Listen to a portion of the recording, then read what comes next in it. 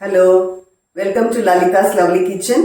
நம்ம இன்னைக்கு பார்க்க போகிற recipe something very very traditional and how we are going to make அப்படிங்கிறத பார்க்கலாம். இன்னைக்கு இது வேற ஒன்றும் இல்லை, வாழைக்காய் புளிக்கூட்டு. நம்ம வாழைக்காயில் வந்து நார்மலாக கூட்டு, மிளகு கூட்டு அதெல்லாம் பண்ணியிருப்போம் இல்லையா.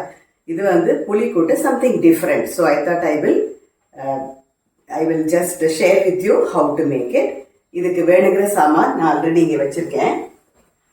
ஒரு வாழைக்காய், 2 சின்ன வாழைக்காய் கட் பண்ணி ரெடியாக வச்சுட்டுருக்கேன். அதுக்கப்புறம் முதல்ல இதுக்கு தேங்காய், தனியா, உளுத்தம்பருப்பு 1 டேபிள் ஸ்பூன் எடுத்துட்டுருக்கேன். இது 1 டீஸ்பூன் தான் எடுத்துட்டுருக்கேன்.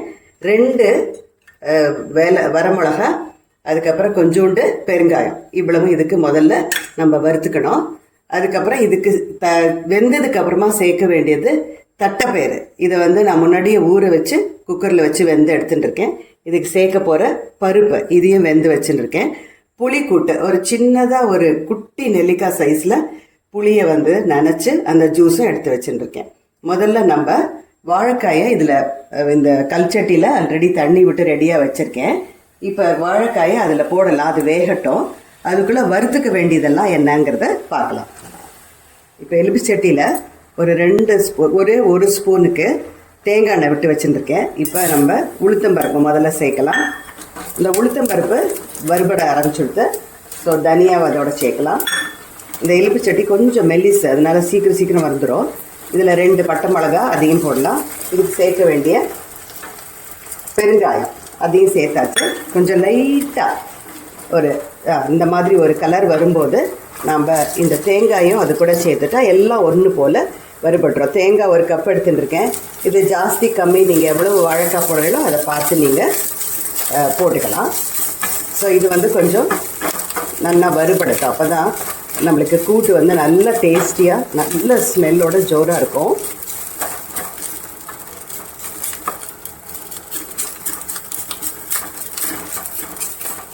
இது வந்து இந்த வாழைக்காயை போட்டுக்கையில் கொஞ்சம் கனமாகவே நறுக்கிக்கலாம். ரொம்ப குட்டியாக நம்ம கறிக்கு நறுக்கிற மாதிரி நறுக்க வேண்டாம். அதுக்கப்புறமா அதில் மஞ்சப்பொடி போட்டு வேகலாம். நான் ஆல்ரெடி பருப்புக்கு மஞ்சப்பொடி போட்டு வெந்திருக்கிறதுனால நான் அது போடல. பருப்பு வந்து துவரம் பருப்பு தான் நம்ம இந்த இதுக்கு சேர்க்கணும். அப்போதான் டேஸ்டியாக இருக்கும். ஏன்னா சில கூட்டுக்கு நம்ம பாசி பருப்பு கூட யூஸ் பண்ணுவோம். பட் இதுக்கு வந்து நம்ம துவரம் பருப்பு முதலே வெந்து எடுத்து வச்சுட்டுருக்கேன். இந்த காராமணியை நல்லா வெந்து அதையும் எடுத்து வச்சுட்டுருக்கேன். இந்த காராமணி மணம் வந்து இந்த கூட்டில் வந்து ரொம்ப சூப்பராக இருக்கும். ஸோ இது வந்து வறுத்தாச்சு. இதை அரைச்சின்னு வந்துட்டு பார்க்கலாம். அதுக்குள்ளே காயும் வெந்துடும். ஸோ இதை வந்து இந்த அளவுக்கு கொஞ்சம் செவக்க வறுத்துக்கலாம். வறுத்து கொஞ்சம் ஆறட்டும். அதுக்கப்புறம் நான் அரைச்சின்னு வந்து என்ன பண்ணோன்னு பார்க்கலாம். பாருங்க, வாழைக்காய் ஆல்மோஸ்ட் வெந்தாச்சு. ஸோ இந்த சமயத்தில் இதுக்கு சேர்க்க வேண்டிய உப்பு சேர்த்துக்கலாம். உப்பு சேர்த்துட்டு நல்லா ஒரு கிண்டிட்டு நம்ம போட வேண்டிய இந்த தட்டைப்பயிரையும் அது கூட போடலாம். அப்போ தான் அதுக்கும் கொஞ்சம் உப்பு பிடிக்கும். ஸோ இது 2ஐயும் போட்டு நல்லா ஒரு கிண்டி கொஞ்சம் கூட வேகட்டும். அதுக்குள்ளே நம்ம வறுத்து வச்சுருக்கிறத மிக்ஸி ஜாரில் மாற்றிட்டு அதையும் அரைச்சின்னு வந்துடலாம். இந்த வாழைக்காய் தட்டைப்பயிர் கூட சேர்ந்து நல்லா வெந்தாச்சு. இப்போ புளி அது கூட சேர்க்குறேன்.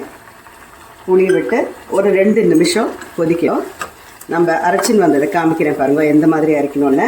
இதை வந்து ரொம்ப வழுமூணு அரைக்கக்கூடாது. எல்லாமே இந்த கூட்டுக்கு வந்து சேரணும், அவ்வளோதான். ரொம்ப வழுமூணு அரைச்சிட்டு அந்த டேஸ்ட் போயிடும். கொஞ்சம் ஒரு நெத்தா இந்த மாதிரி இருந்தால் தான், இந்த கன்சிஸ்டன்சி இருந்தால் தான் உங்களுக்கு டேஸ்ட் கொடுக்கும்.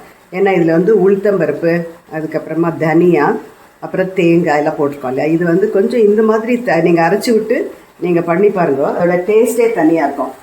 பாருங்க, இந்த அரைச்சதும் நல்லா கொதிச்சாச்சு. அது கூட நல்லா பைண்ட் ஆயாச்சு. இந்த சமயத்தில் நான் பருப்பு வெந்து வச்சது, பருப்பு வந்து ஒரு சின்ன கப்புக்கு, மேபி ஒரு ஸ்மால் கரண்டின்னு வச்சுக்கோங்களேன், டேபிள் ஸ்பூனுக்கு ஒரு 2 டேபிள் ஸ்பூன் போட்டு வெந்திருப்பேன்.